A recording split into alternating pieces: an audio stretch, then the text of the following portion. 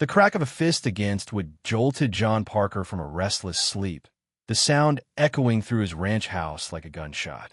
He lurched upright, heart pounding, the bourbon from last night still sour on his tongue.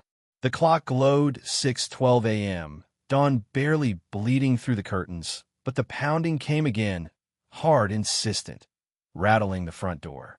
He swung his legs off the bed, boots hitting the floorboards, and grabbed the rifle leaning against the wall.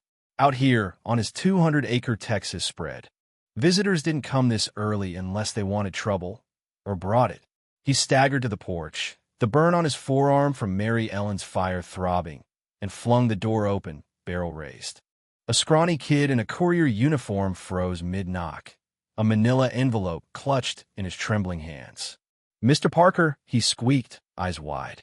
"Legal delivery. Please don't shoot." John lowered the rifle, squinting against the gray light, his breath steaming in the cool March air. "What's this?" he growled, snatching the envelope. The kid didn't answer, just bolted back to his van, tires spitting gravel as he fled down the dirt road. John tore it open, the paper crisp and official, stamped with a lawyer's seal. His eyes scanned the words, notice of claim, joint ownership dispute, Parker Ranch, and his stomach dropped like a stone. The deed to his land, his fortress, was under attack, and the names listed as claimants hit harder than any fist. Jake Parker, Sarah Parker, Matthew Parker. His own kids. He stumbled back inside, the envelope crumpling in his grip, and sank into the kitchen chair, the rifle clattering onto the table. The room spun, bourbon and betrayal churning in his gut. 10 years ago, Linda had walked out, taking the kids and half his soul, leaving him this ranch as his last stand. He'd thought the deed was his alone, paid off with sweat and scars after the divorce. But now this. A claim they owned it too, rooted in some legal tangle from a decade past. He rubbed his temples, the ache spreading, and grabbed a flashlight, heading to the attic. If there was proof, it'd be there, buried in the dust of old fights. The attic stairs creaked under his weight, the air thick with mildew and memories. He yanked the chain on a bare bulb, its weak glow illuminating boxes stacked like tombstones. He tore into them, papers spilling, tax records, vet bills, a faded photo of Jake riding Dusty as a boy.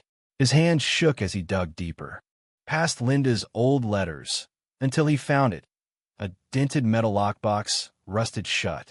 He pried it open with a screwdriver, the hinges screeching, and pulled out the deed, yellowed, creased, dated 1995. His name stared back, bold and alone. John T. Parker, sole owner. Relief flickered, then died. Beside it lay the divorce decree, a clause circled in red ink he'd never noticed. All property held jointly, unless otherwise specified. Linda's name lingered, a ghost on the title, and his kids were wielding it like a blade. He sat back, the papers trembling in his hands, the bulb flickering overhead. Vietnam had taught him to fight, but this was a war he hadn't trained for. His kids, flesh and blood, were clawing at the only thing keeping him upright. He stumbled downstairs, the deed clutched tight, and saddled Dusty, riding out to clear his head. The lake shimmered under a pale sun, the pastures rolling gold, but the beauty fell hollow. He stopped at the east fence, staring at the mended wire from the rustler's cut, and herd hooves behind him. Mary Ellen Carter rode up, her gray mare kicking dust, a thermos of coffee swinging from her saddle. She dismounted, her braid loose from the wind, her face still shadowed by the barn fire's toll. "You look like hell, John," she said, handing him the thermos. "What's eating you?" He took it, the warmth steadying his hands, and spilled the story, the delivery, the claim, his kid's betrayal. Her eyes darkened, but she stayed quiet, listening as he paced, his voice rising with each word. "They want to sell it, Mary Ellen. Turn this into some damn resort for Wheeler's buyer. After all I've done." She cut in, firm but soft. "They're scared, not cruel. Scared you'll lose it anyway, to rustlers, to time. But this ain't right. You've got that deed, fight him." He nodded, jaw tight, and they sat by the lake, sharing coffee in silence. Her presence steadied him, A lifeline he hadn't expected, but the peace shattered when a truck roared up. Jake's sleek black pickup, Sarah in the passenger seat, Matt climbing out from the back. All three united against him, their faces a mix of anger and resolve. Jake led the charge, boots crunching gravel as he stormed over. "We're done waiting, Dad." "That notice? It's real.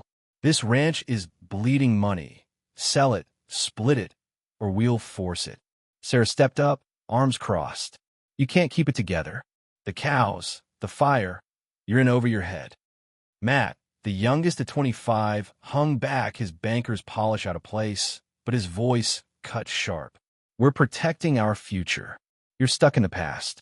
John stood, the deed in his pocket like a loaded gun, his voice low and dangerous. "This is my land. I built it after your mom left. Every fence, every herd. You walked away, not me." Jake laughed, bitter and cold. "Walked away? You pushed us out? Your silence, your drinking, your damn war stories we couldn't live up to. Now you're clinging to this dump while Wheeler circles. Sell, we'll sue." Mary Ellen rose, bristling. "He's fighting for what's his, something you'd know if you'd ever stayed." Jake's eyes flashed. "Stay out of this, widow. You're just after his land, too." John lunged, grabbing Jake's collar, his soldier's strength flaring. "You don't talk to her like that."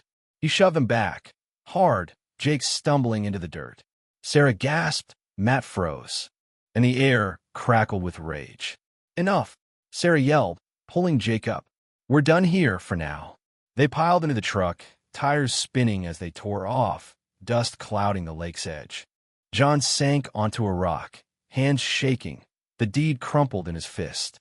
Mary Ellen sat beside him, silent, her shoulder brushing his, a quiet anchor. "They're wrong," she said finally, "but they're not bluffing." He nodded, staring at the papers.